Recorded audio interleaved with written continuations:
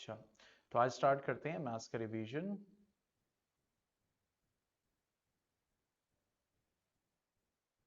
Okay, now that is what the number systems. ठीक है, तो हम ये जानते हैं कि नंबर्स जो होते हैं वो क्या होते हैं, रियल नंबर्स। रियल नंबर्स वो नंबर्स होते हैं जो नंबर लाइन पे हम क्या कर सकते हैं, रिप्रेजेंट कर सकते हैं। The numbers which we can represent on number line is called what, the real numbers. अब ये जो नंबर्स होते हैं, जैसा कि आप नंबर लाइन पे देख भी रहे हैं कि जैसे it starts means the centre line, the centre point is what, the zero.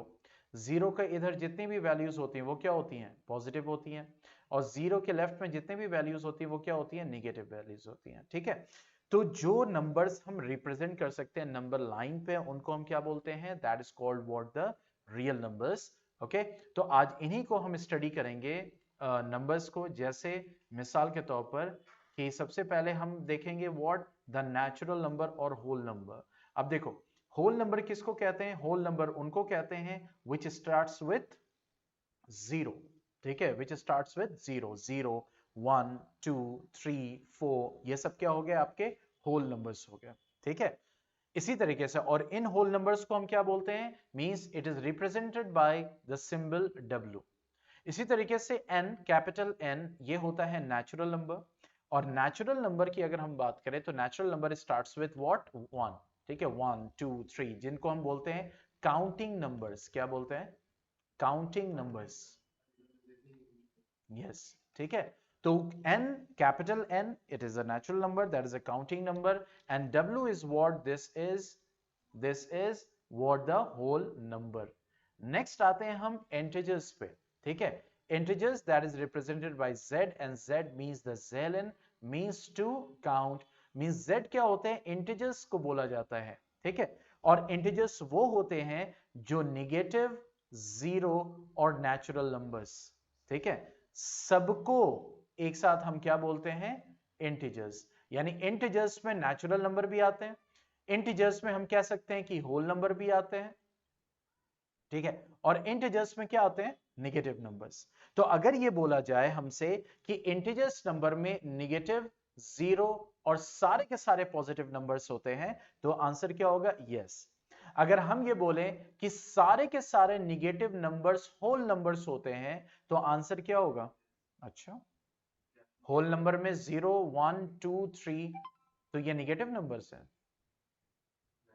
तो नेगेटिव नंबर्स सारे के सारे होल नंबर्स होते हैं, नहीं। यस, निगेटिव इंटीजर्स होते हैं, और क्या होता है, जीरो होता है, और क्या होता है, पॉजिटिव इंटीजर्स होते हैं। तो इंटीजर्स किनको कहते हैं, जब negative means the negative one, जैसे -1 -2 -3 0 +1 +2 +3 dot dot dot dot dot dot, तो ये हमारा क्या हो गया, नेचुरल नंबर। जब जीरो भी साथ में ले लिया, उसी को हम क्या बोलते हैं, होल नंबर। तो 1 2 3 नेचुरल नंबर भी है, और 1 2 3 होल नंबर भी है। ठीक है, अगर हम बात करें यहां पे जीरो की, तो जीरो क्या है, होल नंबर है। क्या, अच्छा ये बताओ, अब ये निगेटिव क्या होल नंबर है, अच्छा, निगेटिव क्या होल नंबर है, नहीं। ठीक है, दूसरा, जीरो क्या होल नंबर है, यस। 1 2 3 यानी कि नेचुरल नंबर क्या होल नंबर है, यस। ठीक है, यस, कम इन। ओके, अब बात करते हैं इंटीजर्स की। तो इंटीजर्स में ये तीनों, यस, नेगेटिव नंबर्स भी, जीरो भी, और नेचुरल नंबर भी। तो हम ये कह सकते हैं कि होल नंबर्स के साथ जब हम नेगेटिव नंबर्स को रखते हैं, नेगेटिव नंबर्स को, तो उनको हम एक साथ क्या बोलते हैं, integers, and that is being represented by the letter z। उसको हम किससे रिप्रेजेंट करते हैं, z से रिप्रेजेंट करते हैं। ठीक है, अब देखो, नेक्स्ट हम बढ़ते हैं किसके ऊपर, रेशनल नंबर।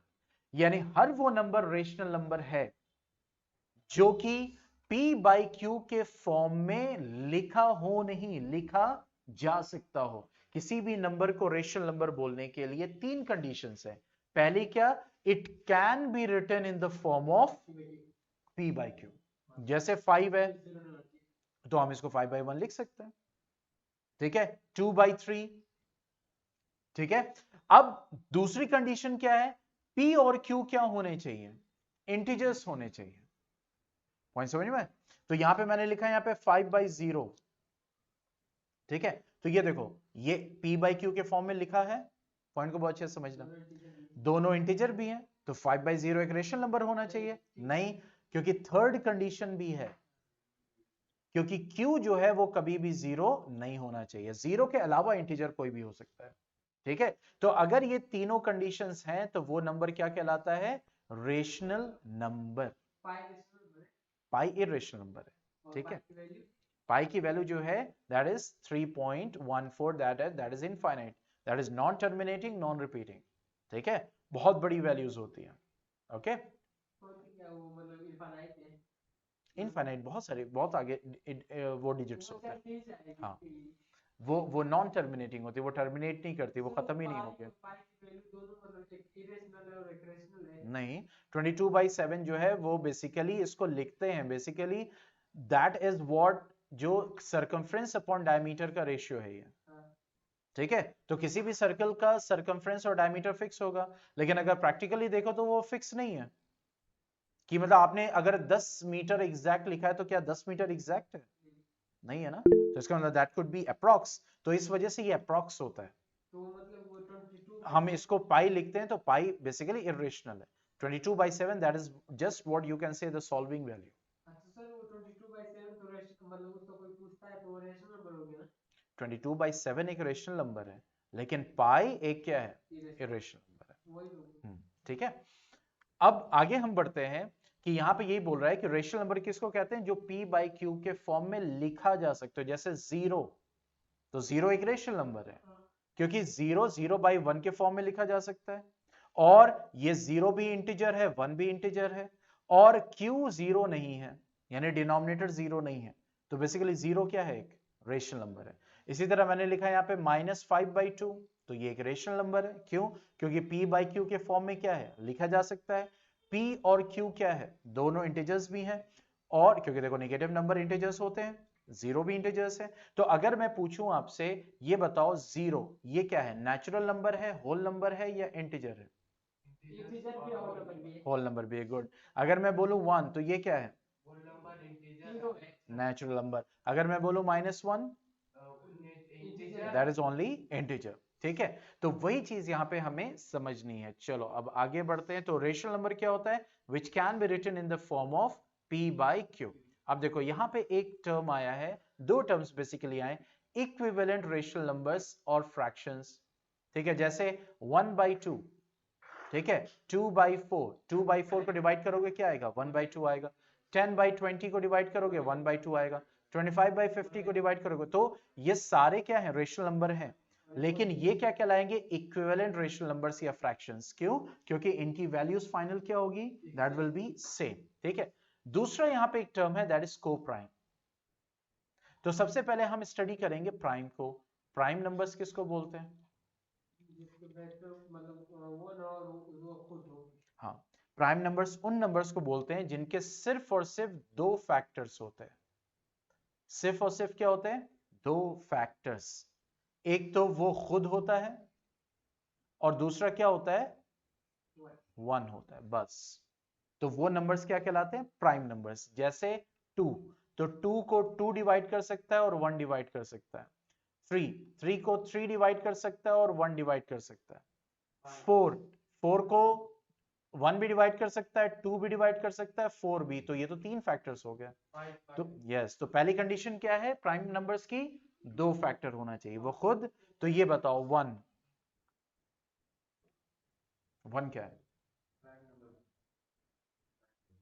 जल्दी आप लोग भी बताएं जो ऑनलाइन कनेक्टेड है। नेचुरल तो है ही, नेचुरल है, प्राइम नंबर है, और इंटीजर है, होल नंबर है। प्राइम नहीं है। 1 क्या है? प्राइम है? प्राइम नहीं है, नहीं 2 है स्मॉलेस्ट प्राइम नंबर।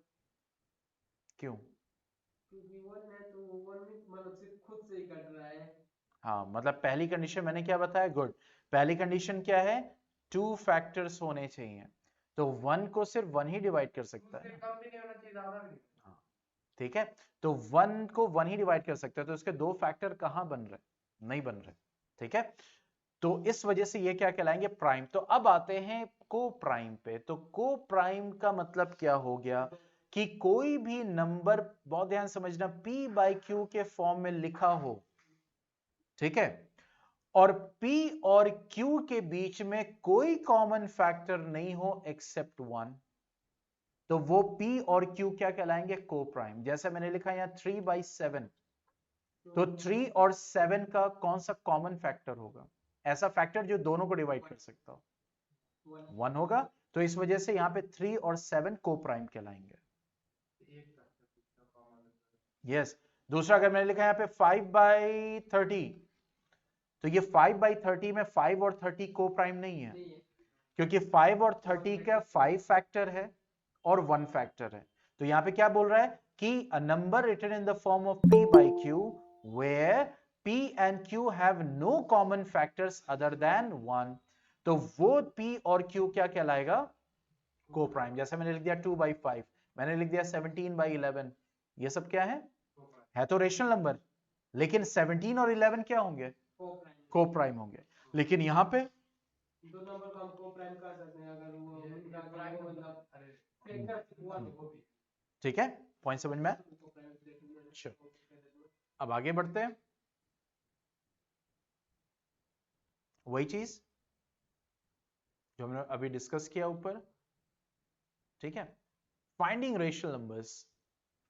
नेक्स्ट है फाइंडिंग रेशनल नंबर्स। अब देखो, हम ये जानते हैं there are infinite rational numbers between two rational numbers, यानी कि दो रेशनल नंबर्स के बीच में इनफाइनाइट रेशनल नंबर्स होते हैं। अब आपसे कहा गया कि एक रेशनल नंबर 1 है और एक रेशनल नंबर 2 है, तो इसके बीच में 5 रेशनल नंबर्स निकालिए, ठीक है। तो एक तो मेथड होता है, मतलब a plus B by 2 method, ठीक है। करते क्या है, अब जैसे यहाँ पे 1 और 2 के बीच में, अब आप कहेंगे 1 और 2 के बीच में क्या, कुछ नहीं है यस 1.5 1.525, यानी कि कई सारे नंबर्स है, इनफाइनाइट रेशनल नंबर्स होते हैं, तो इसका मतलब उसमें सिर्फ हमें 5 निकालने हैं। तो अब करेंगे क्या, सबसे पहले पहला rational number a plus B by 2 क्या है। देखो जनरली स्टूडेंट्स कंफ्यूज होते हैं, तो इसको पहले लिख लो, a प्लस बी बाई 2 का मतलब a ये हो गया, b ये हो गया, मतलब 1 प्लस 2 बाई 2, दैट मीन्स 3/2। तो एक तो ये रेशनल नंबर हो गया पहला, इन दोनों के बीच में आएगा, ठीक है। Second rational number, second rational number, अब आपके पास 1 है, 2 है और 3/2 है, ये तीन नंबर्स हो गया ना, ठीक है। 3/2 इसी के बीच में आ रहा है, 1 और 2 तो आप एक बार निकाल चुके हो, तो अब क्या कॉम्बिनेशन ले सकते हो, 1 और 3/2। देखो अब यहां पे एक पॉइंट है, यहां पे एक पॉइंट है, इसके बीच में एक पॉइंट आपने निकाल दिया।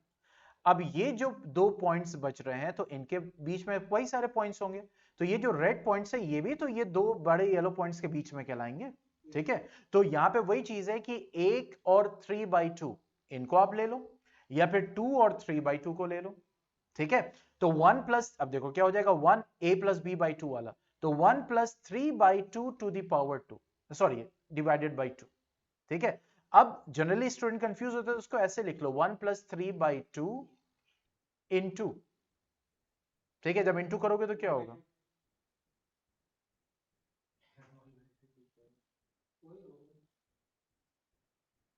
क्यों भाई शिवम, इंटू 1/2 होगा कि इंटू 2 होगा,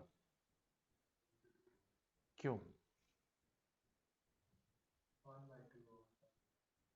1/2 ऊपर आएगा तो हाफ हो जाएगा। यस, ठीक है।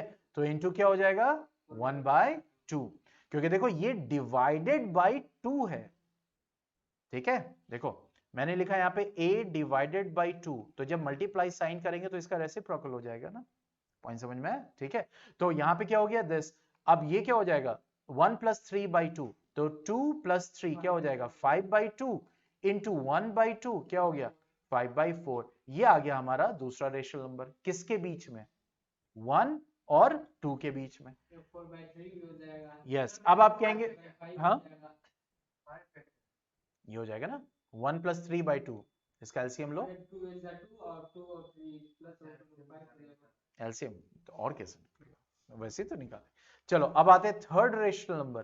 तो थर्ड रेशनल नंबर के लिए कोई भी दो नंबर्स आप ले लिए, कोई भी दो मतलब ये जो अभी चारों में से आए हैं, ठीक है। तो 1 और 2 तो पहले ही ले चुके हो, तो हम ये कर सकते हैं 2 प्लस 3/2 डिवाइडेड बाई 2, क्योंकि वो कॉम्बिनेशंस जो पहले नहीं लिए गए हो वो लेना है, ठीक है।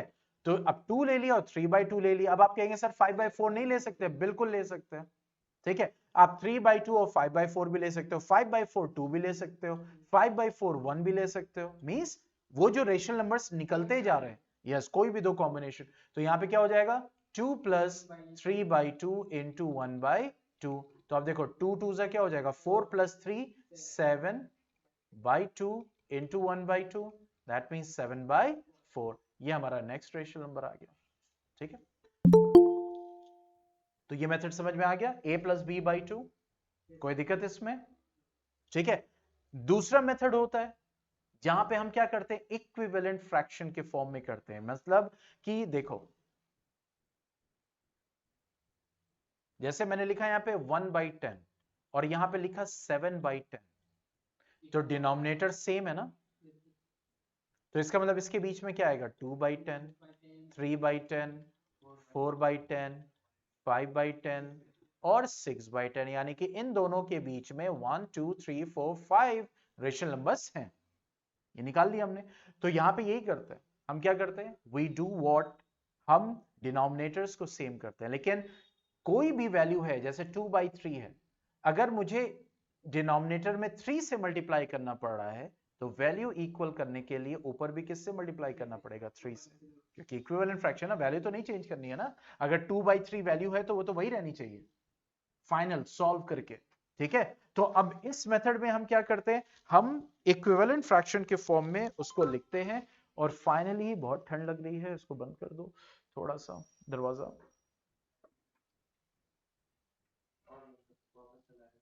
फिर आ जाएगा। हाँ, सही है, ठीक है। तो अब यहां पे अगर हम बात करें, जैसे मुझे निकालना था 1 और 2 के बीच में, ठीक है। तो अब 1 और 2 के बीच में मुझे निकालने 10 रेशनल नंबर्स, ठीक है। तो 10 रेशनल नंबर्स का मतलब क्या हो गया कि हम क्या करें, एक आगे बढ़ा लें, कितना कर लें 11, ठीक है। अब देखो कभी कभी क्या होता है कि जब हम चूज करते हैं, ठीक है, जब हम चूज करते हैं तो इसका मतलब क्या हो गया, अब जैसे आप कहेंगे सर 11 का मतलब क्या हो गया, ठीक है। तो 11 का मतलब यही हो गया कि अगर हम, ऐसा नहीं कि सिर्फ एक, आप जो है आगे भी डिपेंडिंग ऑन कि क्या वैल्यूज आ रही हैं और कितने रेशनल नंबर्स निकालने हैं। जैसे यहां पे क्या हो जाएगा 1/1 और ये क्या हो जाएगा 2/1। तो 1/1 करने का मतलब क्या हो गया, देखो कि अगर हमें 10 रेशनल नंबर निकालने तो मैंने एक बढ़ा लिया 11, तो अब इसको 11 से मल्टीप्लाई किया तो नीचे भी किससे मल्टीप्लाई करना पड़ेगा 11 से, तो ये हो जाएगा 11/11, इसको ऐसे ही लिखेंगे। फिर नेक्स्ट हमारा क्या हो जाएगा 2/1, तो 2/1 देखो यहाँ पे डिनोमिनेटर क्या आ रहा है 11, तो यहाँ पे भी हम किससे मल्टीप्लाई करेंगे डिनोमिनेटर 11 से, और ऊपर भी क्या करना पड़ेगा 11 से, तो ये देखो क्या हो जाएगा 22/11। अब ये है 11/11 और ये क्या है 22/11, तो अब इसके बीच में क्या आएगा 12/11 आएगा, 13/11 आएगा, 14/11 आएगा, 15/11 आएगा, 16/11 आएगा, 17/11, 18/11, 19/11, 20/11, 21/11। तो कितना चाहिए था 1 2 3 4 5 6 7 8 9 और 10, ठीक है। इसी तरीके से हमें ये सब 1 और 2 के बीच का 1 और 2 के बीच में नंबर्स हैं, वो कुछ भी हो सकते हैं, इनफाइनाइट है ना, ठीक है। लेकिन वैल्यूज नहीं बदलनी चाहिए, ये हमें ध्यान रखना है जब हम इक्विवेलेंट फ्रैक्शन बनाएं। जैसे मैंने कहा 1/7 और 2/5, इसके बीच में निकालो 10 रेशनल नंबर्स। तो 10 रेशनल नंबर का मतलब क्या हो गया, अब देखो दो चीजें हैं, अब यहां पे क्या है डिनोमिनेटर 7 और यहां पे क्या है 5। अब सबसे पहले डिनोमिनेटर्स को इक्वल करना, ठीक है। तो अब यहां पे 7 और 5 है, तो इसका मतलब इसको हमें 5 से मल्टीप्लाई करना पड़ेगा, इसको किससे मल्टीप्लाई करना है 7 से। तो जब डिनोमिनेटर्स इक्वल करोगे तो देखो हो सकता है पहले ही स्टेप में 10 रेशनल नंबर आ जाएंगे बीच में, नहीं आते हैं तो फिर हम मल्टीप्लाई करेंगे, ठीक है। तो सबसे पहले 1/7 को हमें किससे मल्टीप्लाई करना पड़ेगा 5 से, क्योंकि देखो यहाँ पे 5 है और यहाँ 7 है और दोनों प्राइम नंबर्स हैं। पॉइंट समझ में आया? तो इस वजह से इसको मुझे मल्टीप्लाई करने पड़ेगा 5 और 5 से, क्योंकि जितना डिनोमिनेटर में मल्टीप्लाई करेंगे उतना ही न्यूमरेटर में। तो ये हो जाएगा 5/35 और फिर मुझे 2/5 को करना है तो उसको मुझसे मल्टीप्लाई करना पड़ेगा किससे? क्योंकि 35 करने के नीचे 7 से मल्टीप्लाई करना है तो ऊपर भी 7 से करना पड़ेगा। तो ये हो जाएगा 14/35।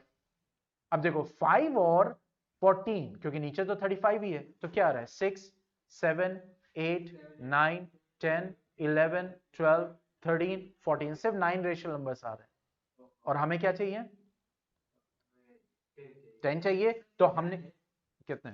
6 7 8 9 10 11 12 13 14, 13, हाँ 8 रेशनल नंबर्स आ रहे हैं और हमें कितना चाहिए? 10। तो दो तरीका है, यानी हम क्या करें अब आगे मैक्सिमम लेंगे, ठीक है, क्योंकि 10 निकालने तो एक बढ़ा देते हैं। पॉइंट समझ में? जैसे 6 निकालना है तो 7, क्योंकि मैक्सिमम, क्योंकि 10 से, वही मैं कह रहा हूं ना कि बार बार करने की जरूरत ना पड़े। 3 से क्यों करेंगे?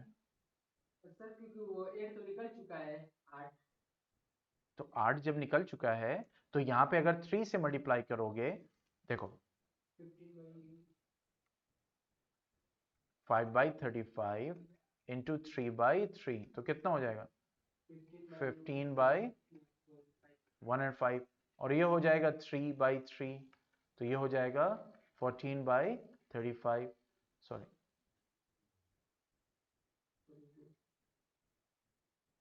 ठीक है, तो ये हो जाएगा 42/105, यहां से भी निकल जाएगा। अब देखो 15 और 42 आ गया ना। अब देखो 16 17 18 19 20 21 22 23 24 25 26 27 28 29 30 31 कितने आएंगे? तो अब हाँ, तो लेकिन अब रेशनल नंबर जब हम लिखेंगे तो 15/105 और 42/105 के बीच में 10 चाहिए, तो कौन कौन से हो जाएंगे? 16/105 ये लिखेंगे, ठीक है, 17/105, 18/105, 19/105, 20/105, मीन्स जितने भी चाहिए उतने हम लिख देंगे। फिर भी अगर कम पड़ गया, हालांकि इतना होगा नहीं, ज्यादा 3 पूछेगा 4 पूछेगा 5 पूछेगा, तो तब और आगे मल्टीप्लाई कर देंगे, ठीक है। तो इस तरीके से यस, इसीलिए बार बार मल्टीप्लाई ना करना पड़े तो हम क्या करते हैं, डायरेक्ट जितना है उतना एक और, बिल्कुल कितना, क्योंकि यहाँ पे क्या है, that is what you have 35, पहले डिनोमिनेटर सेम करना है, इसीलिए यहाँ पे 7 था यहाँ 5 था, तो सबसे पहले क्या किया यहाँ पे देखो, डिनोमिनेटर को सेम किया, ठीक है। और जनरली क्या करते हैं, 7 और 5 है, पॉइंट को समझो अच्छे से, 7 और 5 है, ठीक है, तो ये जो दो नंबर्स होते हैं इनके एलसीएम के बराबर करते हैं। पॉइंट समझ में? देखो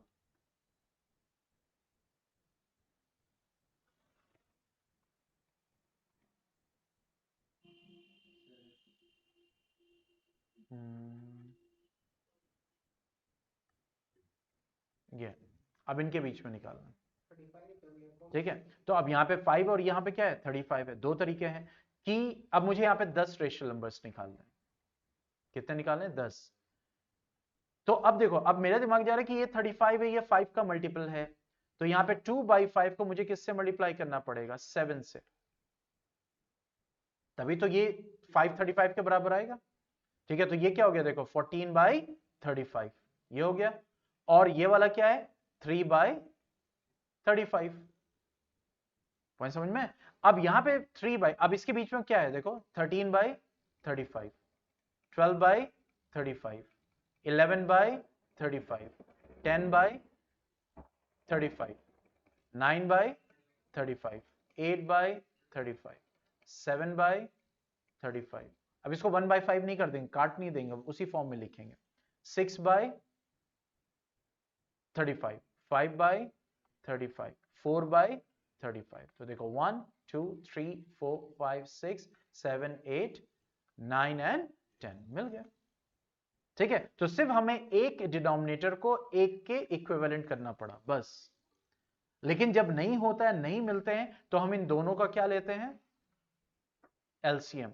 और किसको नहीं बेटा, वो यहाँ पे वही इस फॉर्म में लिख रहे हैं ना, तो अब इसको फिर 1/5 नहीं करेंगे, नहीं, बस यहीं पे छोड़ना है, वो तो 1/35 रहेगा ही, ठीक है, उसको यहीं पे छोड़ देंगे क्योंकि इसी के बीच में हम डिनोमिनेटर्स को ले रहे हैं ना, इसकी वैल्यू है 1/5, लेकिन हम इस फॉर्म में लिखेंगे because of showing the same denominators, that's it.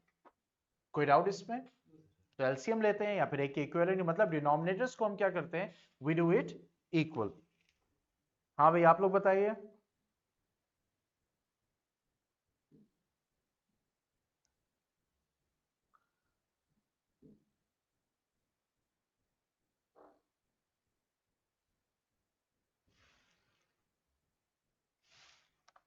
Okay, अब आगे बढ़ते हैं,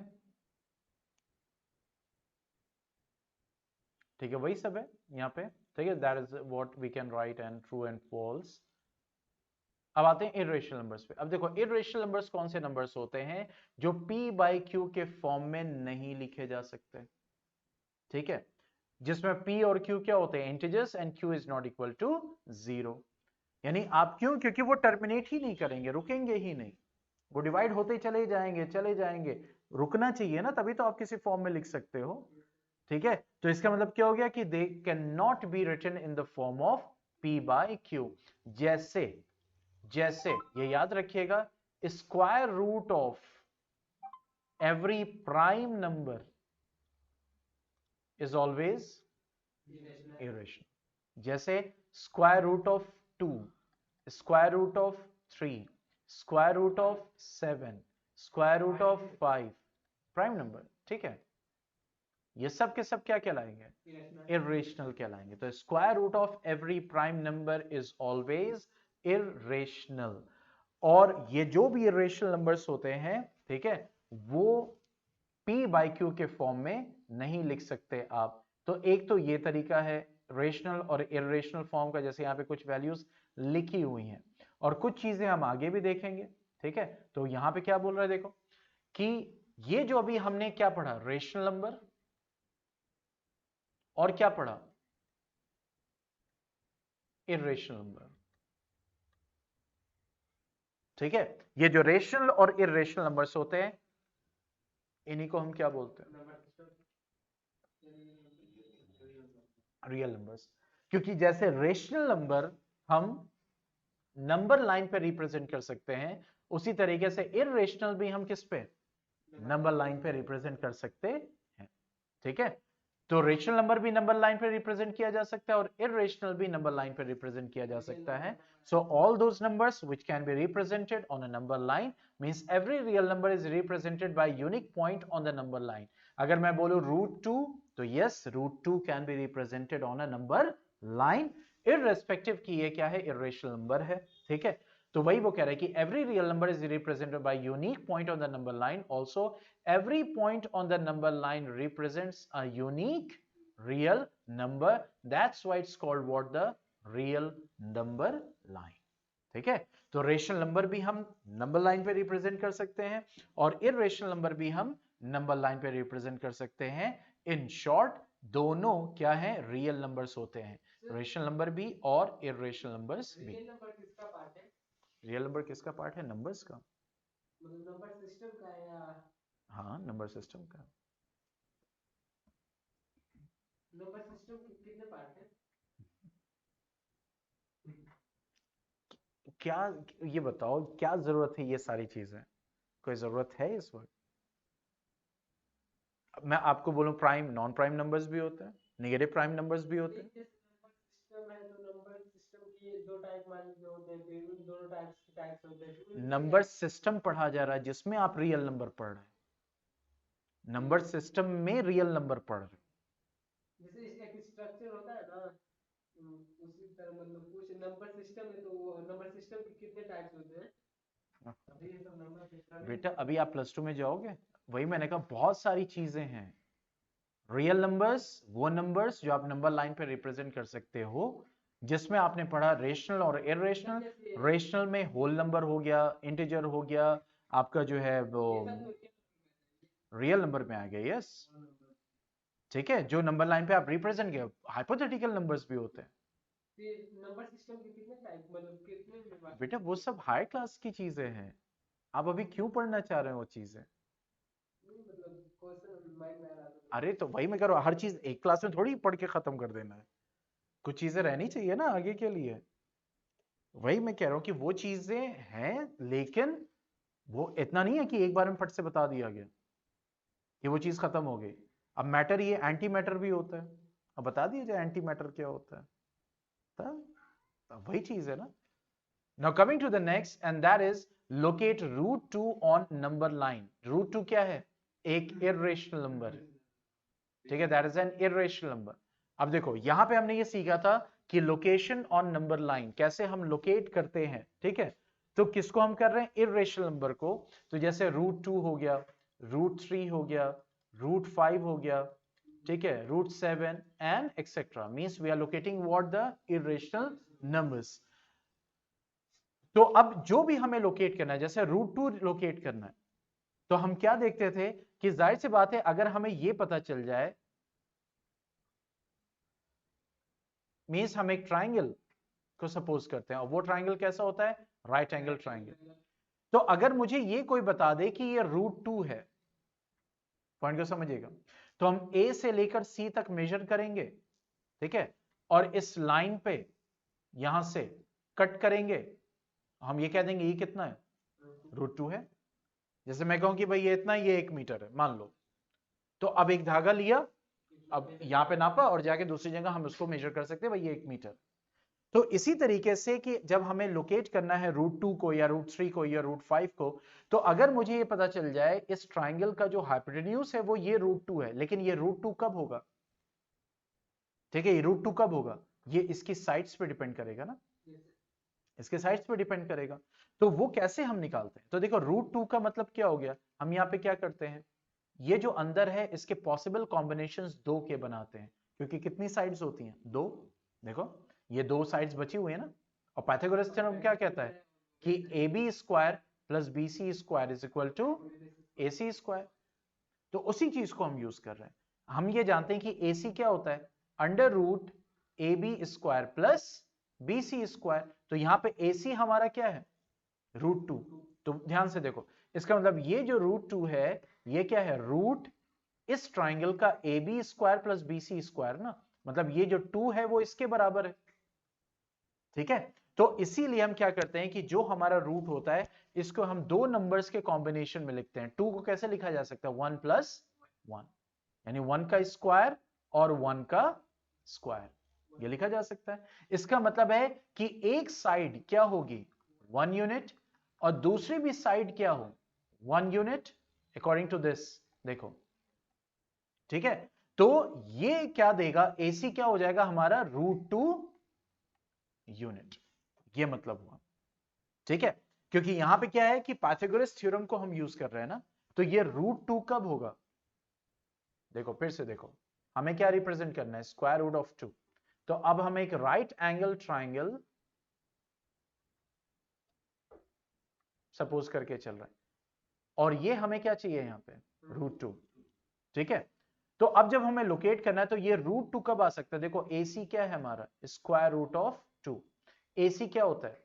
under root AB square plus BC square.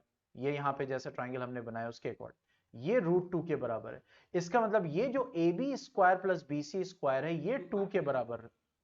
तो इसका मतलब दो पार्ट में है, तो हम इसको ऐसे लिख सकते हैं, रूट 2 को हम ऐसे लिख सकते हैं, रूट यानी कि AB स्क्वायर हमने बोल दिया 1 और BC स्क्वायर क्या बोल दिया? 1, क्योंकि 2 1 प्लस 1 के अलावा अभी क्या बन सकता है? कुछ नहीं बन सकता, ठीक है, प्लस में।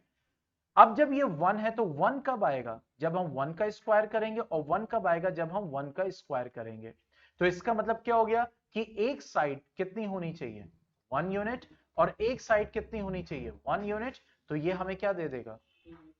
यूनिट का मतलब कुछ भी, सेंटीमीटर, मीटर, किलोमीटर, कुछ भी, ठीक है। अब हम क्या करेंगे? अब हम लाइन ड्रॉ करेंगे,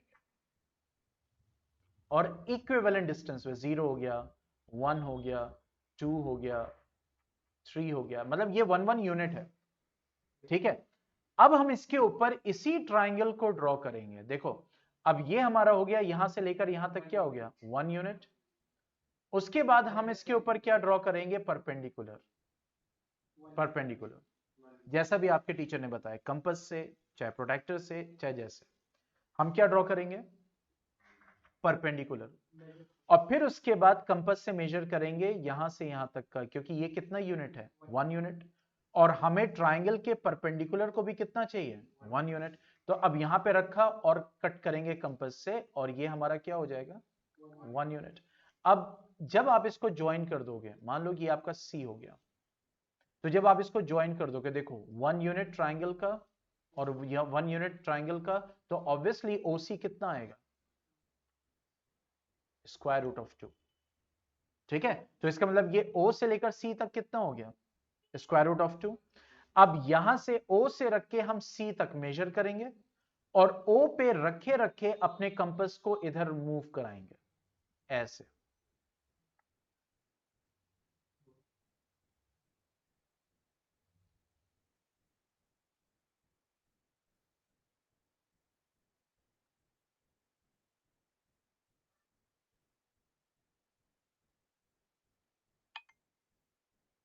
ठीक है, यहां पे मेजर किया, उसके बाद यहीं पे रखे रखे हम इसको क्या करेंगे, मूव कराएंगे।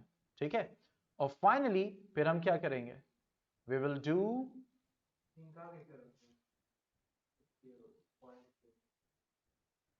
ठीक है, ये कट कर देंगे। ठीक है, तो अब उसके बाद ये हमारा जो हो जाएगा, यहां से लेकर यहां तक ये जो पॉइंट होगा, दिस वन, ये क्या हो जाएगा, रूट। तो हमने नंबर लाइन पे क्या रिप्रेजेंट कर दिया, √2 को रिप्रेजेंट कर दिया। कोई कंफ्यूजन इसमें, ठीक है, हाँ भाई, आप लोग को कोई कंफ्यूजन,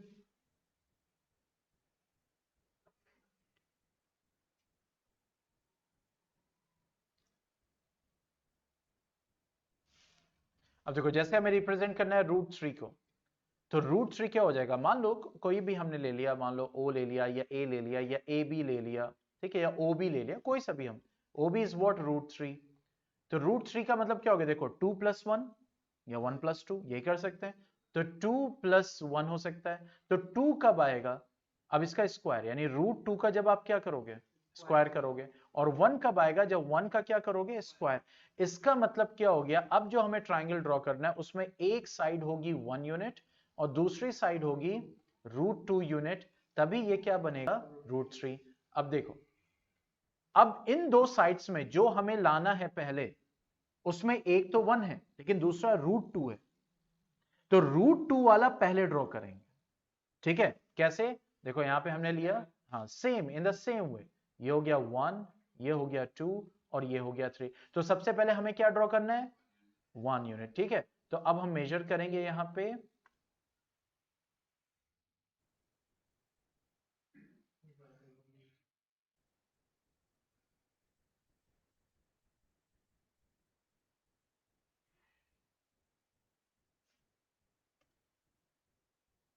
ठीक है, उसके बाद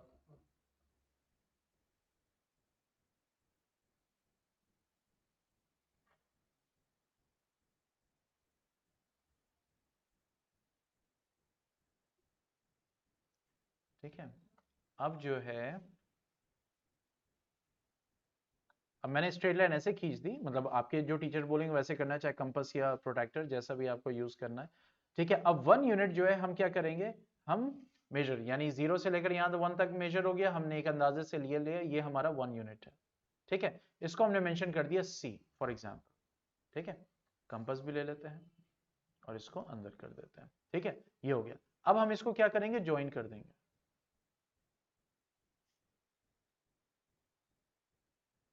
दैट इज OC। तो देखो ये हमारा क्या है, 1 यूनिट, ये हमारा क्या है, 1 यूनिट, तो ये क्या हो जाएगा, √2। अब देखो अभी जो हमें √3 बनाना है उसका अभी एक साइड मिला है क्या, √2। अब हमें फिर एक 1 यूनिट चाहिए,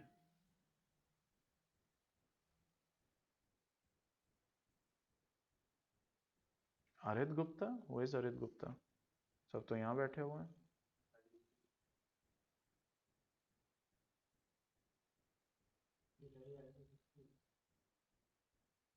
किसने लिंक शेयर किया भाई,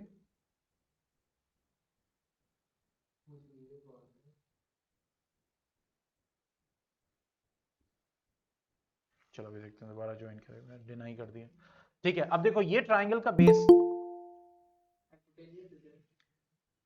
yes who is this with ID Arit Gupta, what's your name?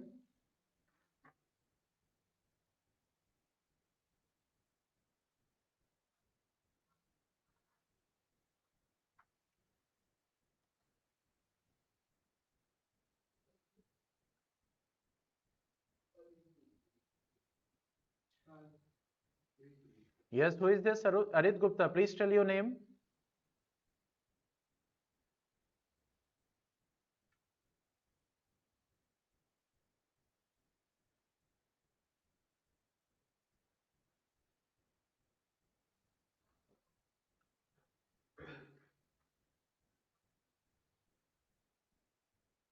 Arit Gupta, please tell your name, otherwise you will be removed.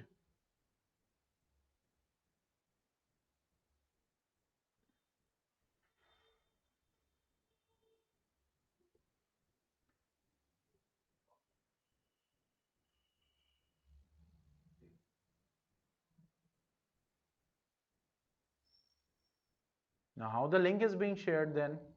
किसने लिंक शेयर किया है? हरित गुप्ता बेटा आप अपना नाम बताइए वरना रिमूव हो जाएंगे।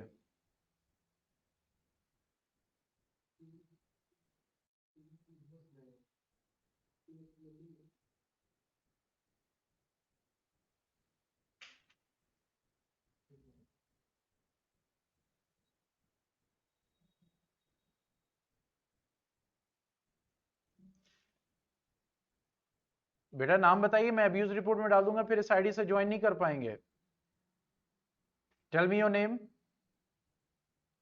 अगर कोई क्लास का स्टूडेंट है तो।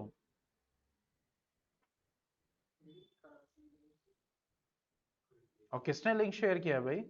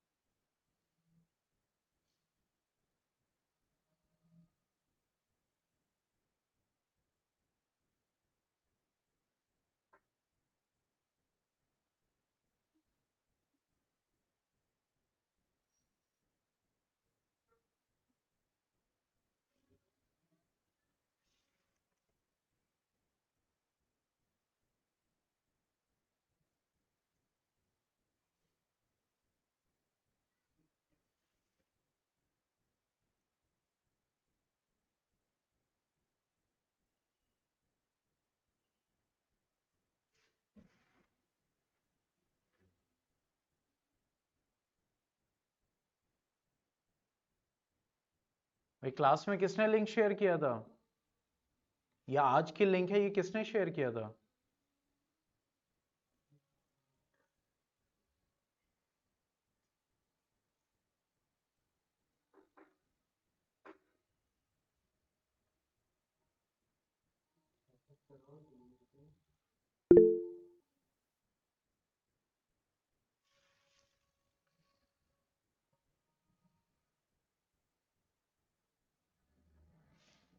टाइम क्या हो रहा है?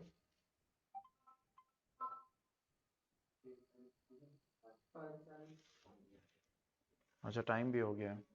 ओ ऐसा तो नहीं वैभव है?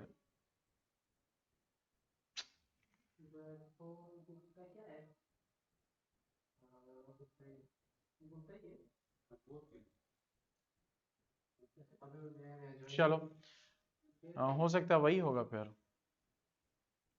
ओके अब देखो यहाँ पे √2 हो गया। अब हम क्या करेंगे, इसके ऊपर देखो, अब हमें ट्राइंगल चाहिए ना, अब 1 यूनिट चाहिए, तो अब हम इसके ऊपर स्ट्रेट लाइन, एक परपेंडिकुलर लाइन ड्रॉ करेंगे, और फिर जो हमने स्केल यहाँ पे चूज किया है, हाँ जो स्केल यहाँ पे चूज किया है उसके अकॉर्डिंग यहाँ पे हम कट करेंगे क्या, 1 यूनिट, जो हमने स्केल यहाँ पे चूज किया। अब जब हम इसको ज्वाइन करेंगे तो चूंकि हमें ओबी रखना था तो हमने इसको ओबी किया, तो ये हमारा क्या हो जाएगा, √3 यूनिट। अब next we will do what, तो सर इसमें वो भी मेंशन करना पड़ेगा √2 भी। क्या चीज, हाँ √2, बिल्कुल √2 करोगे तभी तो आप √3 पे जाओगे। नहीं ये लाइन इसको हाँ √2 मेंशन करना पड़ेगा, ठीक है। और फिर उसके बाद हम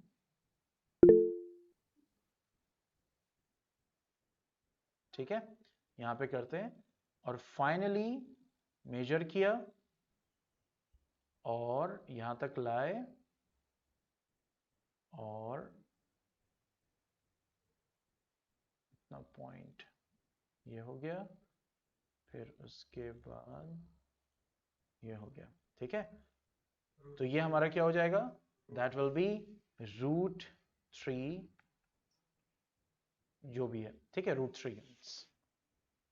ओके, तो हमने मींस इरेशनल नंबर्स को भी किस पे रिप्रेजेंट किया, √3 आप मेंशन के बाद √2 भी मेंशन करेंगे इस क्वेश्चन में? नहीं नहीं यहाँ पे नहीं, मेन नंबर लाइन पे नहीं, मेन नंबर लाइन पे बस जो ये मेंशन। ठीक है, चलो अब इसके आगे कल करेंगे, we will do it tomorrow. ठीक है, √7 हो गया, बहुत सारी चीजें हैं, फिर जो मेन चीज है, फिर आएंगे रेशनलाइजेशन पे और आपके टर्मिनेटिंग नॉन टर्मिनेटिंग पे, जो मेन पार्ट है इस चैप्टर का। ओके, और कुछ एक्स्ट्रा क्वेश्चंस हम सॉल्व करेंगे आर डी शर्मा से।